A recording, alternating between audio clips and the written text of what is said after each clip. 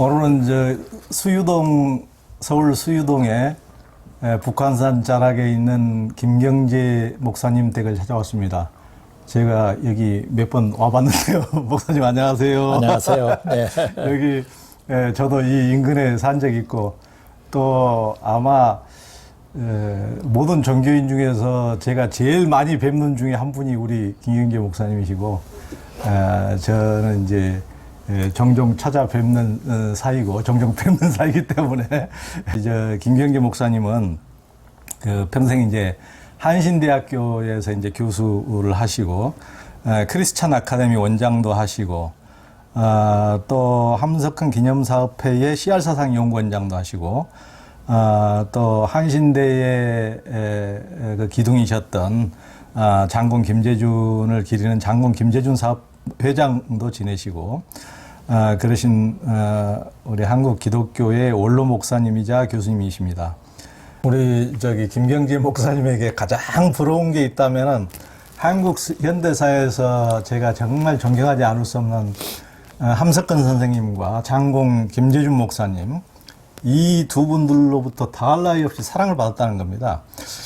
참 미국의 작가 윌리엄 아서는 평범한 교사는 모범을 보이고 위대한 교사는 영감을 준다고 그랬는데 이 두 분들은 정말 어떻게 이렇게 모범적인 삶을 살 수 있을까 싶을 정도로 모범적이기도 했지만은 거기서 그치지 않고 지금까지도 돌아가셨지만은 지금까지도 이분들 글을 보면 저도 끊임없이 영감을 받지 않을 수가 없는데요. 대단한 참 영감을 주신 분들이고 함석헌과 장군 김재준은 정말 우리가 어떻게 보면 잊을래야 도저히 잊을 수 현대사 우리 한국을 이 땅을 살아가시는 분들이라면은 이분들에게 다 저는 빚을 지고 살아가고 있다고 생각합니다. 자기가 빚을 지고 있는지 없는지도 모르지만은 대부분의 지금 한국인들이 이분들에게 많이 빚을 지고 있다. 이제 장군 김재준은 기독교 장로의 설립자이기도 하고 오늘날 한신대학교가 있게 하신 이제 장로인시기도 하시죠. 이제 함석헌과 김재준은 두 분 다 기독교 영성가이자 사상가이면서 민주화 운동 지도자이기도 했어요.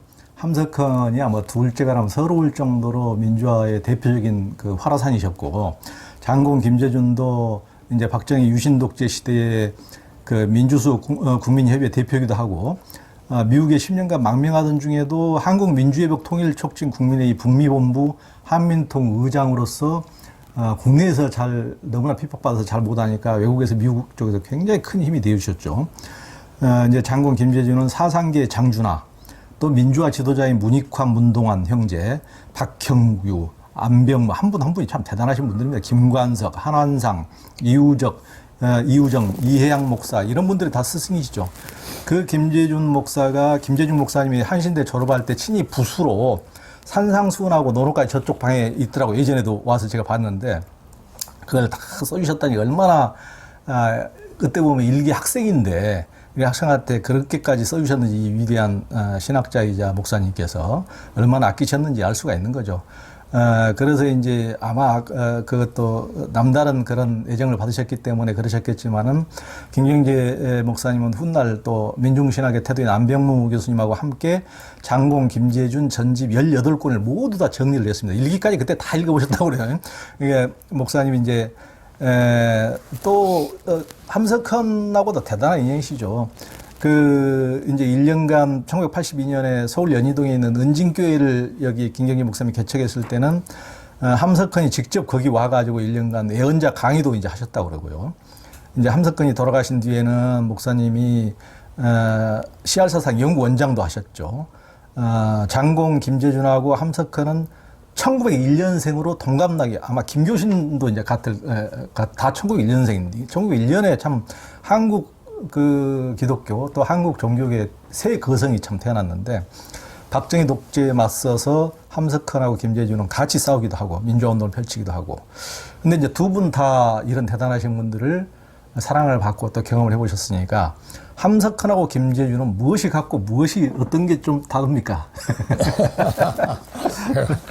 네, 말씀하니까 참 두 어른에 대한 생각이 더 간절해집니다만은 말씀하신 대로 저도 이 부족한 사람이 이제 일생을 살아가면서 국내외 석학들을 통해서 훌륭한 석학들의 사상 여행도 많이 받고 그랬지만은 가장 큰 영향 또 가장 항구적인 영향 또 나의 인격에 그 핵을 이루는 데 영향을 준 두 분은 장공 김준하고 신천 함석헌. 함석헌 선생님들 아원은 여러 데 있어요. 뭐 바보새, 씨알, 신천, 믿을 실제 하늘 천자. 나는 신천을 좋아합니다. 하늘 혹은 하나님을 믿는 자, 그렇죠. 믿느니 함석헌, 신천 함석헌. 그 두 분이었습니다.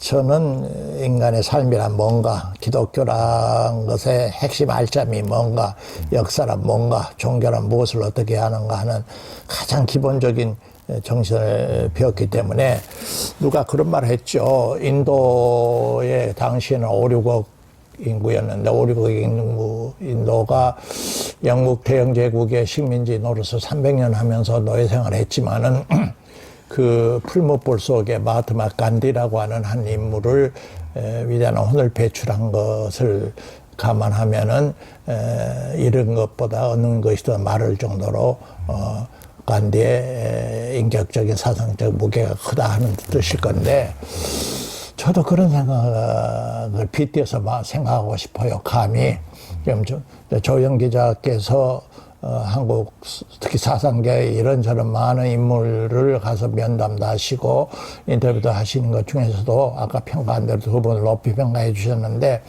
그 신천 함석헌과 장고 김전윤에 대한 평가는 그러나 저는 우리 사회의 극히 일부분이라고 봅니다. 아직도 대부분의 사람들은 그분의 진가를 모르고 있고 심지어 그리스도교계 자체에서도 제대로 아직 평가를 못하고 있는 상태라고 저는 보지만은 개신교 140년 동안에 빛과 그림자가 많이 있고 특히 좀 같이 개독교 소리를 듣는 비참한 경제 같지만은 그래도 그 두 분이 기독교라고 하는 하여튼 그 텃밭에서 배출됐다는 사실 자체만으로도 저는 한국 기독교 140년이 저지른 그 수모와 배신과 예수의 부정을 속량하고도 남지 않을까 하는 정도로 감사하고 있습니다. 근데 이제 두 분의 그 같은 점을 이제 줄여 말하자면요. 우선 두 분은 유일하게 그 크게 말하면 동과 서의 세계관, 동과 서의 철학, 동양을 대표하는 불교나 유교나 뭐 노장 사상, 서양을 대표하는 뭐 그리스도교를 양쪽을 혹은 과학 사상을 다 섭렵을 해서 동서를 아우르는 그런 통전적 사고를 할 수 있는 인물이었다라는 것이 우선 공통점인 것 같고요. 둘째는 그분들은 개인적으로 제가 만나 뵀을 때는 수줍어할 정도로 내성적이고 조용하고 그리고 뭐 싸움쟁이가 아니야. 그러나 우상타파 정신에 있어서는 아주 투철했습니다. 절대적일 수 없는 것, 그것이 절대라고 그것이 정치 권력이 됐든 종교 권력이 됐든 경제 권력이 됐든 뭐 문화 권력이 됐든 언론 권력이 됐든 그것들이 인간 위에 군림해서 인간을 이래라 저래라 노예죄는 부리는 것에는 이걸 못 참는 사람들이라. 그래 철저한 그 인간의 존엄성과 자유혼을 지키기 위해서 우상타파 정신에 평생 매진한 사람이다 라는 점에서 저는 공통점을 찾습니다. 네. 그리고 이제 하나 더 말한다면은 두 분은 여기가 좁사원이라고 안주를 할 줄 몰라요. 끊임없이 그 개혁적이고 점진적이고 스스로 자기를 또 허물을 벗고 또 허물을 벗고 그래서 이제 장공도 사실은 말년에 그는 이제 교단으로 말하면 개신교, 기독교 장로교, 한신대학 뭐 이러지만은 저도 한신대학에서 평생 밥 얻어먹고 기장교단에 몸담고 있는 목사입니다만은 기장교단이나 한신대학이 장공 김전주의라는 인격체를 담을 만한 그릇이 못 돼요. 예, 그릇이 너무나 작아. 난 솔직히 고백합니다. 우리가 못나서 그러죠. 함석헌도 마찬가지요. 함석헌 기념사업회 여러 가지가 있지만은 함석헌을 담을 그릇이 못 된단 말이에요. 그분들 자신들이 그러면 전통적인 그 교리적인 어떤 도구마로서의 어떤 사상 체계에 안주하냐 하면은 그것도 그들의 양이 안 차는 거예요. 그들은 끊임없이 새로운 진리의 세계라기도 좋고 하나님의 세계라기도 좋고 참의 세계를 향하여 허물을 벗고 높이 위로 앞으로 전진해 나가는 그런 정신에 있어서 서로 통한다. 저는 이제 그렇게 세 가지를 보고 싶고요. 좀 다른 점이. 그 다른 점도 많아요. 다른 점도 많은데 두 가지만 두서를 말하면은 쉽게 말해서 자 종교교 이 사람이 개신교를 뿌리로 해서 났다 하면은 개신교 역사에서는 서울 앞에서는 제 할아버지가 루터와 칼빈이죠. 근데 함석헌은 퀘이커의 마지막에 귀착을 했지만은 루터 칼빈에다가 빗대면 루터에 더 가까운 사람이에요. 장공은 칼빈에 더 가까운 사람이야. 물론 루터와 칼빈 사이에는 한 30년 차이가 있어서 칼빈 선생으로 모셨듯이 칼빈 사상 함석헌도 장로교에서 뿌리를 소년시절에 했으니까 당연히 봤지만은 함석헌을 루터적이라고 보는 것은 함석헌은 루터가 그랬듯이 영혼자 앞에서 단독자로서 자기를 들여다보는 사람이라. 영혼자 앞에서 내가 어떻게 하나님 앞에서 바로 설 수 있느냐. 이것이 루터의 관심이었어요. 비텐버크시 전체를 기독교화하겠다, 성시도시로 만들 거다 그런 생각 루터는 안 했단 말이에요. 끊임없이 자기 영혼의 내면의 깊이 세계를 응시하면서 정직하려고 신 앞에 정직하려고 몸부림쳤던 보다 더 주체적이랄까요. 요새 표현으로 보다 더 실존적이랄까요. 그런 그 성향이 더 함석헌에는 강하고 장공에게도 물론 그런 점이 있어요. 그건 있지만은 그래도 기독교의 복음은 개개인의 마음의 지성소 속에서 불타는 것으로 끊어맺힐 수 없고 칼빈이 제네바시 전체를 타락하고 매음굴이 넘치고 착취와 과와 비탄의 울음소리가 들리는 그곳을 그리스도의 복음의 빛으로서 사람다운 도시로 만들려고 생각했던, 말하면 사회윤리적인 그런 실천의 관심이 좀 더 강한 점에 있어서 이제 장공은 이제 칼빈에 가깝다. 제가 이제 그렇게 말한 겁니다. 그러면서도 더 깊이 제가 이해하기에는 두 분은 사실은 같아요. 같은데, 같으면서도 굳이 이제 차이가 어디 있냐면은, 이 신천 함석헌 씨가 기독교 이해에 있어서 혹은 예수의 가르침에 있어서, 쉽게 말해 예수의 산상수훈을 비롯한 예수의 종교 가르침, 십자가의 종교는 이 세상의 이 세상 것이 아니다라고 본 사람이에요. 이 세상과 기독교는 짝짝꿍할 수 있는 부부관계가 될 수 없다고 보는 사람이에요.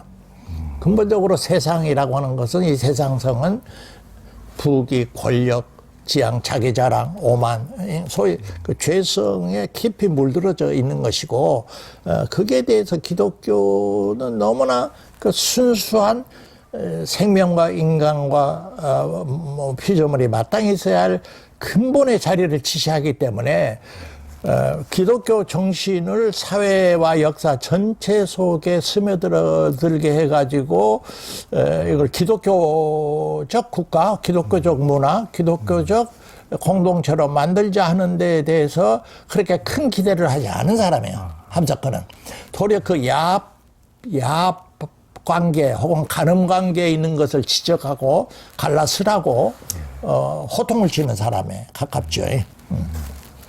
그에 비해서 이제 장공은 라이언 리버와 그 동생 리차드 리버의 그 책도 번역하시고 그 함석헌의 그 견해에 동의를 하면서도 그럼에도 불구하고 그분은 그 그리스도교의 십자가의 성육신 신앙이나 그런 모든 것을 길어볼 때 그리스도의 보혈의 피가 역사와 대지에 뿌려진 이상 역사를 소재로 삼아서 역사 속에 복음이 들어가서 그것을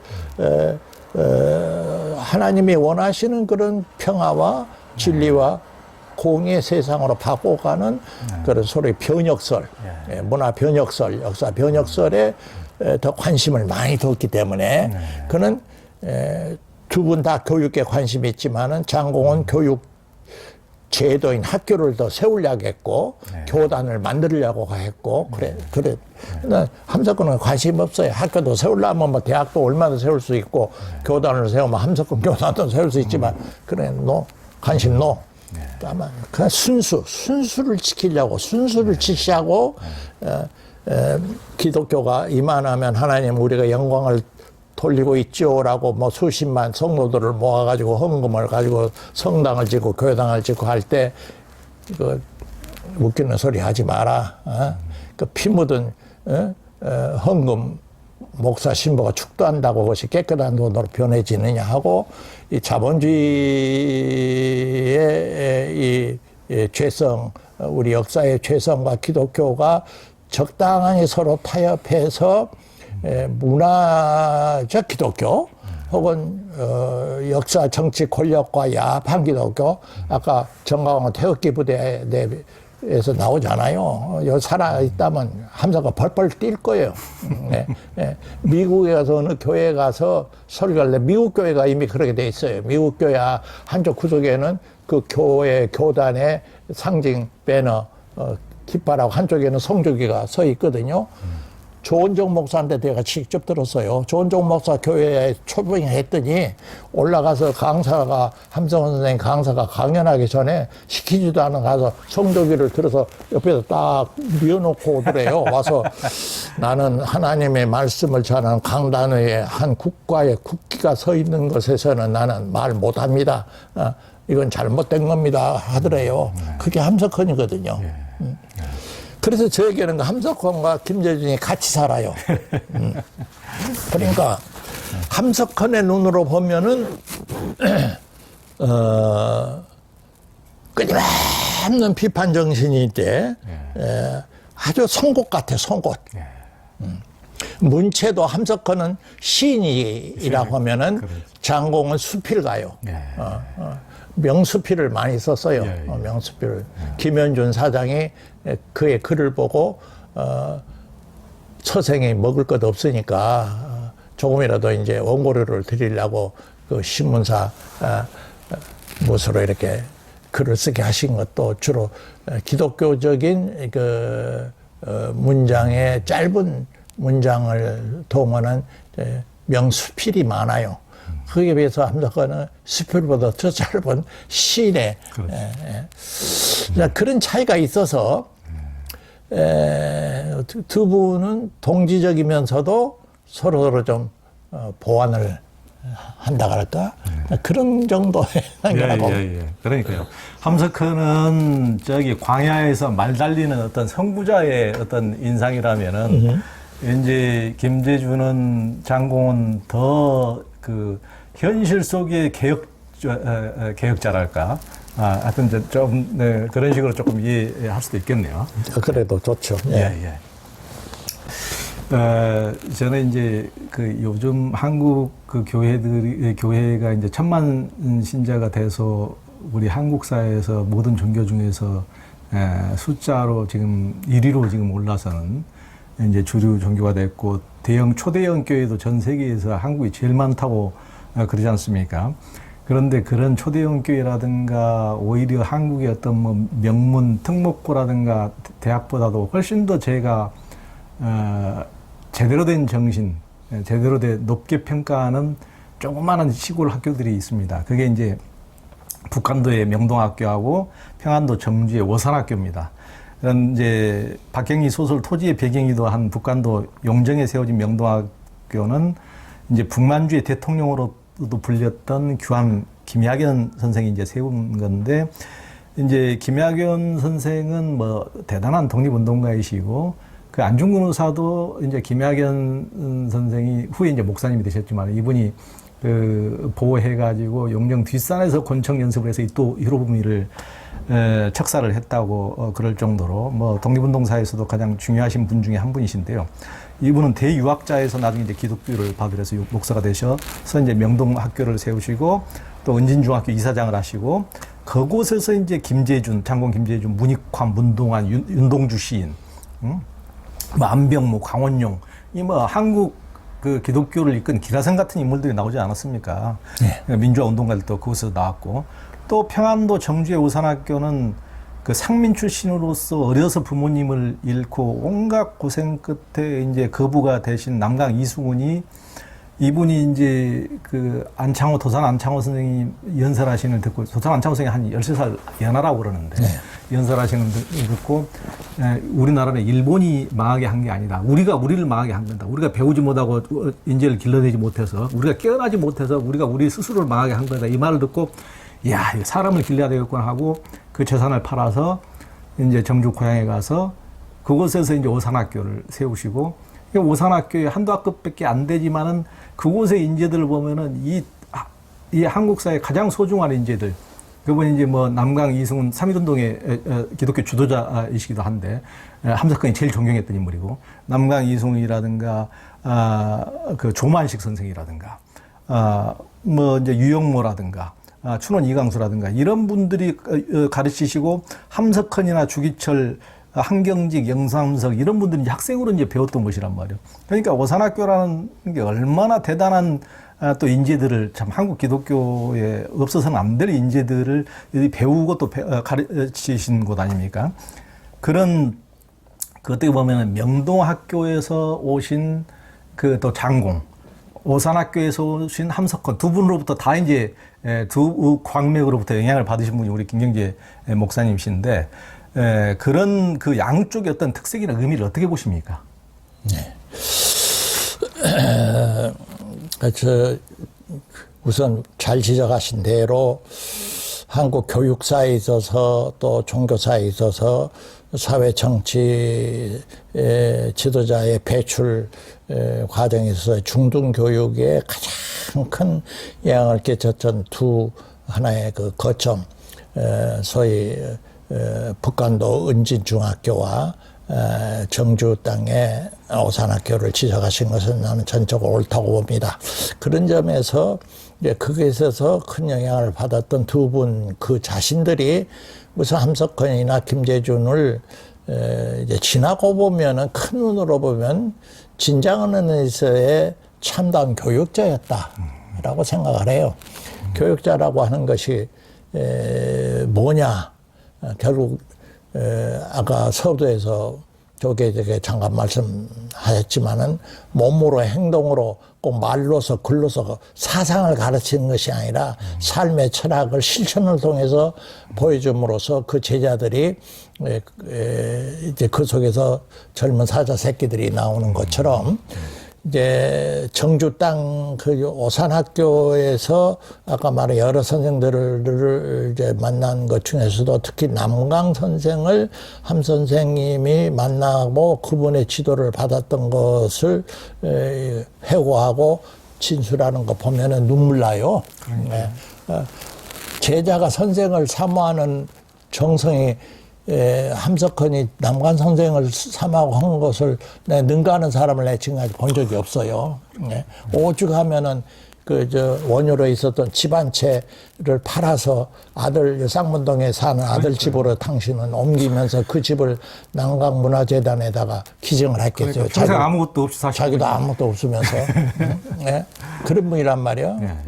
그리고 한국에 지금 여러 인물 평가가 있지만 특히 3.1운동을 지나면서 유관순도 훌륭하고 독립투사도 훌륭하고 그러지만은 3.1운동의 그 거사를 성사시킨 핵심 인물 중에 핵심 인물이 천도교에 이제 오세창을 비롯해서 여러 천도교 지도자들이 있었지만은 기독교의 난강 이승훈이 없었으면 3.1운동 자체가 불발할 뻔했습니다.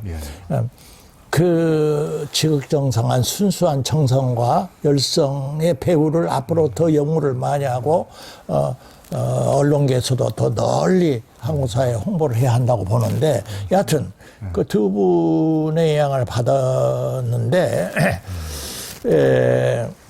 장공은 이제 그 본래 이제 김야견 선생이 이제 도망강을 넘어서 소위 명동촌을 건립하고 명동학교하고 명동교회를 세울 때만도 이제 장로도 아직 안 된 때고 거기서 많은 인물이 났지만은 독립운동 때 이제 일제에 의해서 불태워버렸거든요. 그래서 뒤에는 이제 용정시에 있는 그 아까 말한 은진중학교 이사장까지 했습니다만은 용정중학교 자체는 설립 자체는 미션 스쿨이에요. 선교사들이 세웠어요. 근데 그 선교사들이 평양에 상주했던 미국의 북장로교의 선교사들과는 달리 대단히 트여 있고 조선 민족을 깔보거나 얕보지 않고 동역자로서 한국 교회를 키우고 지도자로서 이렇게 육성시켜 주려는 그런 열린 마음을 가진 교단이었습니다. 그래서 미션 스쿨임에도 불구하고 이쪽 명동촌의 학교가 다 불타버리고 없을 때 김야경이 용정중학교의 이사장까지 할 수 있었던 이유가 선교사들은 뒤로 물러가고 조선인들이 이걸 맡아서 해시오 해서 거기다 병원도 있고 여러 가지 다 합해가지고 그렇게 했던 것을 그리고 그 카나다 연합교회의 그런 열린 마음 그 자기를 내세우지 않는 마음, 선교사들이 후진 국가를 선교 목적으로 교육과 여러 가지를 지배하고 선교 후원금으로 영향을 끼치려는 티가 이만큼도 없었다는 것. 그런 카나다 선교부의 백업, 인정, 이해가 없으면 장공이 이 세상에 나올 수가 없어요. 네. 장공이 학교를 세울 수도 없어요.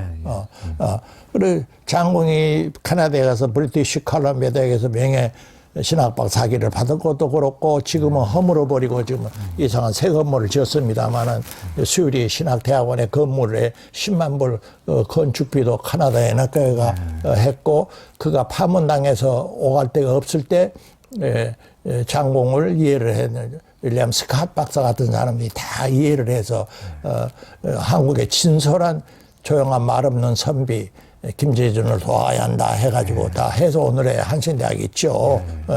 그런 의미에서 장공이나 이제 함석헌 신천은 위대한 교육자고 훌륭한 선생님들 김야견이라는 영향을 이제 장공도 받았으면은 틀림없어요. 틀림없는데 그 두 분을 이렇게 두 분이 일제시대 그 반선교사들의 지배권에서 벗어나서 조선인이 주체적으로 우리의 복음적 진리를 증언하고 믿고 교회에 대해서 책임적인 선교를 해야 한다 하는 주체적인 자식을 가진 점에서 서로 상통했던 것 같아요. 그래서 지금 동대문 바로 그 사거리 금방 가면은 복음교회라고 하는 것이 있는데요. 순복음교회가 다른 복음교회가 있는데 최태용 목사가 그 목회하셨고 옛날 연세대학교 지동식 목사가 거기서 목회했고 제가 그 교회에서 결혼 추례를 받았어요. 결혼을 거기서 지금은 옛날과 다 허물어지고 새로 토착적인 교단이죠. 거기에서도 같이 잠깐 스치고 만난 적이 있었던 것 같아요. 아까 말한 그런 반선교사적인 기질 때문에. 그러나 장공의 길이 있고 함석헌의 길이 있어서 실질적으로 1960년대까지는 별로 두 분이 만나질 않았어요. 또 함석헌은 아까 말한 성격이 그래서 외길로 갔고 그러니까 두 분을 그렇게 이제 연결을 시키고 링크를 시키고 아주 뗄래야 뗄 수 없는 관계로 해서 70년대, 80년대 한국 사회의 소위 민자운동, 인권운동, 통일운동에 두 쌍두마차로 내세우도록 한 사람들이 장준하, 안병무, 문익환 세 사람이라고 봐요. 그렇죠. 다른 사람도 있겠지만 나는 특별히 그 세 사람. 그 세 사람은 장준하, 안병무, 문익환은 장공과 신천을 두 분을 다 지극한 선생님으로 모셨고, 이 사회를 앞으로 끌고 나갈 때는 무조건 두 분을 모셔야 한다 해가지고, 그렇게 이제 자주 만나게 했고, 만나보니까 턱 사람이 사람을 알아본다고, 자, 한문 시가 서로 통하지 말 안 해도 종교의 깊은 경지에 들어가지 턱 알아보잖아요. 그러니까 그냥 하루아침에 이제 100년 지기 친구가 돼버렸죠. 그런데 이제 평양이라고 하는 것이 아까 함경북도에 비해서는 그래도 양반들이 사는 괜찮은 개화가 일찍된 그런 지역이고 만주 용정, 함북 이쪽은 더 외진디여서 함석헌과 장공, 김재돈을 비하면은 함석헌 선생님은 훨씬 더 일찍 개화되고 일찍 개화되고 신식 교육을 먼저 받았고 그 가정 경제 사정도 장공보다는 함석헌 선생님이 훨씬 좀 나았고 그렇죠. 한의사였으니까 나았고 그런 차이가 있어서 저는 그렇게 표현을 하고 싶어요. 그래 역시 문학적으로 표현을 한다면은 함석헌은 늘 바다에 파도 물결이 밀고 당기는 것을 보고 자란 바닷가의 아들이었고 장공은 우를창창 깊은 사람들이 살지 않은 숲속에서 조용하게 자라는 큰 나무 거목을 보고 자란 산의 사람이었다. 그렇게 표현을 하고 싶어요. 그래서 한 사람은 시인이 되고 한 사람은 수필가가 되고 그렇죠. 김경재 목사님 말씀 듣다 보니까 그 이제 함석헌은 그 이제 뭐 나중에야 이런 말하수시 고초를 겪고 살았지만 어렸을 때는 부유하게 좀 사셨거든요. 부유하게 사셨으니까 이분이 그냥 그 어렸을 때 어렵게 살면 평생 그게 좀 어려움에서 못 벗어나고 오불조불한 데서 못 벗어나기 마련인데 이분은 어렸을 때 그런 것이 물질적으로 부족함이 없이 또 장남으로서 이렇게 누리고 살았기 때문에 완전히 이상주의자로서 어떻게 보면 그런 점이 있었고 또 이제 장공은 뭐 대단히 또 함경북도 더 아오지 탄광 더 어려운 지역에서 현실적으로 더 어렵게 또 사시다 보니까 어렸을 때 뭐 대단한 이분이 수재였고 항상 1등을 놓치지 않은 수재였다 그러는데 그러니까 현실적으로 이렇게 어려움을 보면서 더 현실 속에서 뭔가를 이렇게 헤쳐나가는 이런 데서 조금 그 성격의 기질이 형성되지 않았을까 싶은 생각이 또 들기도 드네요. 재미있는 표현인데 그러나 이제 이후에 우리의 후배들이나 이제 시청자들이나 오해가 없기를 바라서 한 말이 한다면은 함석헌은 그런다고 해서 그 당시에 일본 유학을 갈 때 소위 일본 유학을 보낼 만한 부르주아의 부잣집의 아들은 아니었어요. 그러나 장공에 비해서는 그 고향에 그래도 부모들이 남겨둔 땅이나 재산이 좀 있어서 장공보다는 좀 경제적 여유가 있어서 일본 동경에서 흙짐을 지고 나르는 아르바이트를 할 필요는 없었다. 그런 점에서 훨씬 더 선비기질. 함석헌의 상징은 하얀 두루마리를 입고 흰 고무신을 신고 흰 수염을 날리면서 신선처럼 살으셨거든요. 근데 그것은 흰 두루마기 모시적삼을 입으려면 그렇게 해주는 뒷바라지 해주는 가정 배경이나 일하는 사람이 있어야 된다고요. 그렇죠. 근데 장공은 그런 옷을 입고 호사할 겨를이 없었어요. 이제 그런 점에서 그런 차이가 있어요. 성장 과정에서의. 예, 그러니까 예. 장군 김지윤은 그 어려서 저기 이제 그 회령에서 군서기도 하고 금융조합에서 이제 서기도 하시다가 송창근이 이제 이렇게 머리 좋은 수재가 이렇게 시골에서 썩어 죽을래 이렇게 해서 이제 서울로 올라와서 이제 공부를 하고 또 일본 유학도 가고 미국 유학까지 가셨는데 그 네. 공부하는 과정을 보면은 이분은 진짜 집도절도 없고 아무것도 없는 가운데서 그야말로 주무실 것도 없고 너무 그렇게 어렵게 그러니까 일본에서도 그냥 이런 말할 수 없는 어렵게 빵 한 조각도 없이 사시면서 과학하시면서 일본인들도 깜짝 놀랄 정도로 일본에서 영어까지 그렇게 자기가 다 익히고 그 대단한 고난을 이겨내는 힘도 대단하지만 또 머리도 비상하셨던 것 같아요. 예, 두 분 다 머리는 비상한 한 분이고, 예. 거기 한마디만 더 하면, 특히 이제 장공의 글 속에 그런 말이 나와요. 이건 이제 아까 체험적 반공주의라 말했는데, 체험적 지성이냐 아니면 할 수 없는 이야기인데, 저희가 실질적으로 이제 마른 빵을 씹어 먹으면서 도쿄 동경에서 이제 흑짐을 실어나르고 아르바이트를 하면서 젊은 청년 시절 과학을 했는데 일이 끝나는데 품삯을 안 주고 뭐 일주일 뒤에 이렇게 열을 말하면 체불 현상이 일어나고 이제 그런 경험을 하고 어떨 때는 떼어먹기도 하고 이제 그런 경험을 했기 때문에 노동자의 그 성경에도 이 사람은 구약 예언자 연구가 자기 전공 분야이기 때문에 더욱더 그러고 노동자의 임금 품삯을 떼어먹는 놈은 이건 살인귀와 마찬가지다. 정말 나쁜 놈들이다. 그런 말이 나오는데 제가 그 글을 읽은 뒤에 저도 이제 뭐 부자는 아니고 이렇게 잘 살고 있습니다. 뭐 보시다시피. 너무 검소하셔가지고. 아니, 근데 이제 내가 이제 죽을 날이 얼마 안 남았으니까 내가 하고 싶은 거. 이 학교나 연구 기관에서 이 젊은 학자들에게 주는 원고료 말이요. 예. 원고료를 그때마다 줬으면 좋겠어. 일 끝나면은. 원고료를 납부를 하면은 어차피 특히 학교에서 그렇습니다. 학교 연구소에서 다 줘야 할 절차가 있어요. 절차가 있고 다 주도록 되어 있고 예산이 있어.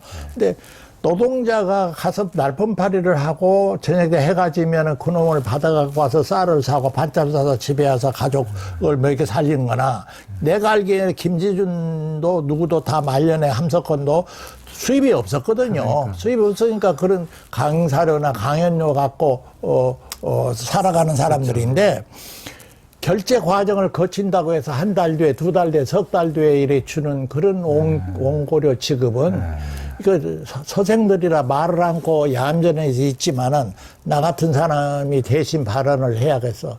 그건 노동자의 품삯을 직불을 하지 않고 3개월, 4개월 주는 거하고 똑같아요. 네. 그건 안 된다고 말이에요. 그술은 가진 자들이고 이 사람들은 가서 괭이로 흙을 파지 않을 뿐이지 펜을 갖고 노동을 하는 사람들이니까 그때 원고료나 강사료를 줘라. 일주일 이내라 반드시 줘라. 나중에 뭐 과장도장 찍고 부장도장 찍고 총학장 도장 찍어서 준다? 이건 자기가 행정편의주의지. 그런 것에 대해서 자기가 이거 분노를 했던 사람이에요, 장고. 예, 그렇구만요. 자기 체험적이고. 체험적. 빵 조각도 없이 굶고 사시는데 참 흑짐지어서 그런까지 노임을 다 띄고 그랬으니 참말로.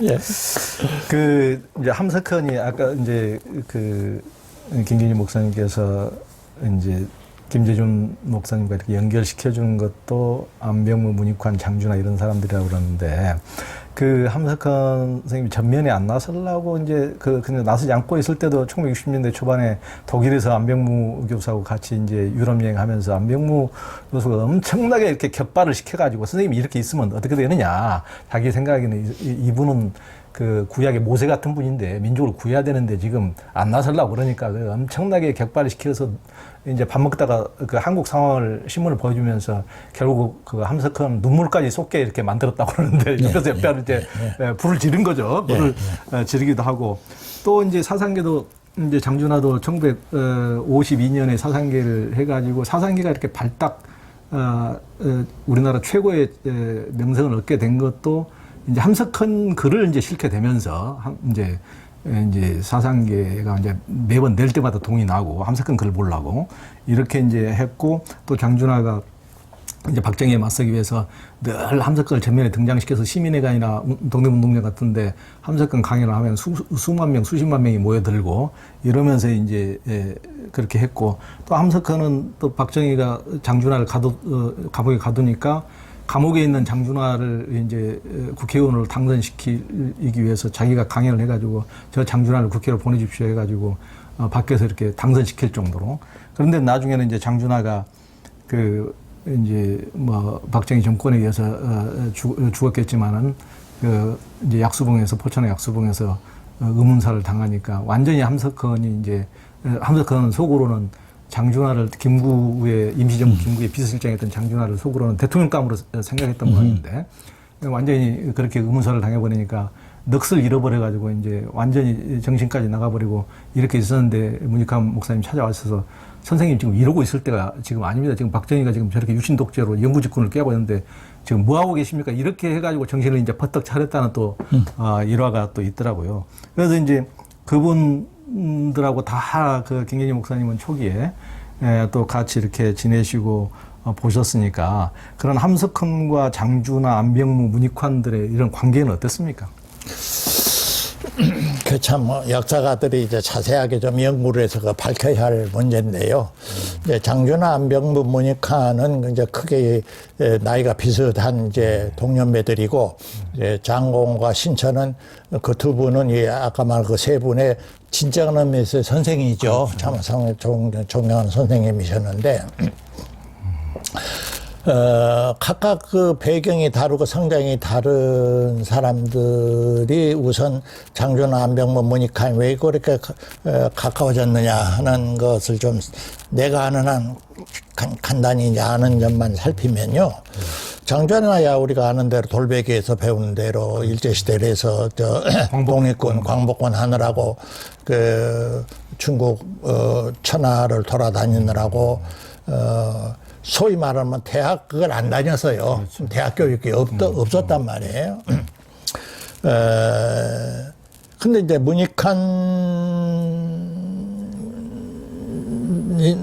이제 아버지 선친 때부터 만주 아까 김야견을 중심으로 해서 아버지가 목회자 문재림 목사가 목회자지만 한국 독립 정치적인 자주 독립의 정치적 의식과 훈련은 갖고 있었는데 거기에 대해서 자기의 일해야 할 분야가 정치 분야라고는 생각을 않고 순수한 이제 구약 학자로서 강의를 했고 저는 그 강의를 직접 받은 제자지만은 또 음악의 소질이 있어서 찬송가 학회도 하고 카톨릭 신학자들과 함께 성경만큼은 카톨릭과 개신교가 한국에서 같은 성경을 봐야겠다 해서 공동성서 번역 실장으로 지내지 않았어요. 그 이전에 1900 그러니까 해방 이후에 6.25 직전에 1947, 8년에 문익환이 설득을 해서 장준하를 김재준에게 데리고 온 거예요. 일제시대 그렇게 돌베개 베고 독립운동 하느라고 그랬는데 앞으로는 그래도 필요하니까 그때야 유일하게 한국 신학대학이 대학령에 의한 학력 인정을 받은 학교로서 역사가 굉장히 빨랐어요. 그래서 대학 학사 자격증을 받는 그러니까 한신대학 지금 7회 8회로 지금 등록이 되어 있어요. 그래서 장준하를 김재준이라는 선생님이 있으니까 이 선생님한테 제자가 되는 것이 좋다. 쉽게 말하면 그 사람의 이름으로 된 졸업장을 받아라 하고 문익환이 장준하를 데리고 가서 그래서 한국신학대학에 이제 학생으로서 등록을 하고 공부야 그때 1년을 했겠어요. 2년을 했겠어요. 어느 정도 많은 해도 하여튼 그래서 졸업을 한 거예요. 졸업장을 받은 거예요. 장준하가. 그때부터 이제 그 독립운동 민족 의식이 있으면서도 길이 따라서 이쪽은 신학자로서 이쪽은 이제 언론계 사상계로 그렇게 이제 하다가 장준하가 그래 죽으니까 문익환이 가서 볼 때 정신이 번쩍 든 것이죠. 장준 네가 못한 일을 이제 내가 해야겠다. 나가 이어가야겠다 해서 이 사람이 이제 성서 번역 뭐 찬성과학, 구약 교수 다 내려놓고 민주화운동, 통일운동에 뛰어드는 거예요. 그 180도로 그냥 뒤집어 버린 사람이죠. 안병무는 독일에서 이제 유학을 일찍 하고 와서도 기존의 한국 신학계에서 별로 받아들여주지 않으니까 이분 이제 중앙신학교에서 이제 중앙신학교 교장으로 그래요. 중앙신학교라는 게 서울에 지금 인사동 그쪽 어디 있는 그 을지로 어디 있는 건물을 빌려서 하는 학교였는데 그게 그 정규직 계약령에 의해서 가려고 해도 실력이 없어서가 아니라 뭐 전학력이 이게 안 나는 거 아니에요. 누구야 시아르 소리에 그 박성교 목사도 중앙신학교 그렇죠. 졸업이고 예. 또 문대골 목사도 그래요. 문대골 목사도 기장의 대단히 중요한 지도자지만 그 학력 무엇이 안 돼서 문교부가 학사 자격증을 발급하는 권력을 쥐고 있잖아요. 주민등록증 발급하는 것처럼. 그래서 우리가 아무리 무엇을 보내도 주질 않아. 그냥 학교까지 오셨는데 그걸 받아들이지 못했는데, 근데 이제 그래서 중앙신학교를 중심으로 해서 그 제도적인 신학 교육이나 그런 것에 얽매이지 않는 인재들이 모이는데 함석헌과 접촉이 안병무가 된 거예요.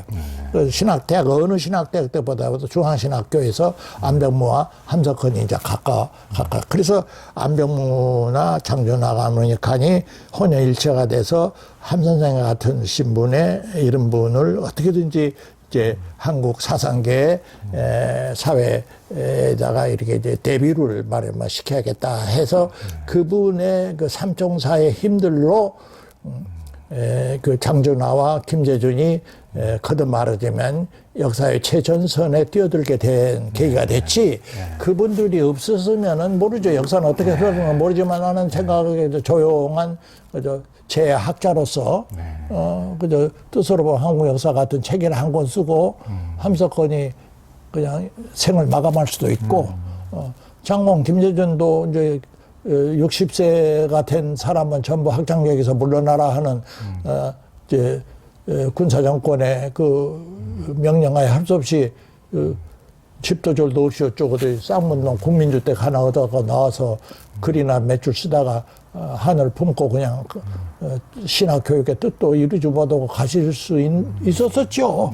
그러니까 그분들을 그렇게 가지고 있는 무한한 우선 정치 권력 야심이었고 지성이 맑고 깨끗하고 뜻이 높고 역사와 인간과 모든 것을 꿰뚫어보는 눈을 갖춘 두 분 선생님을 역사의 제 앞에 선두마차에 기술어서 내세운 장본인이 그 외에도 많이 계실 거예요. 내가 모르지만. 그러나 내가 아는 분으로서는 특히 장준하, 안병무, 문익환의 역할이 굉장히 컸다. 그렇죠. 네, 예. 컸다. 그렇죠.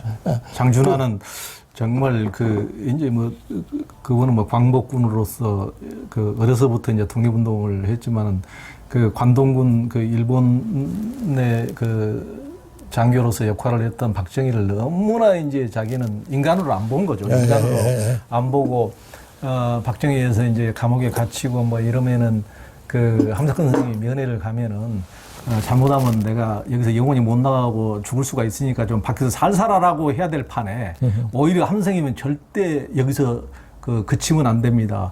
여기서 절대 수그러들면 안 됩니다.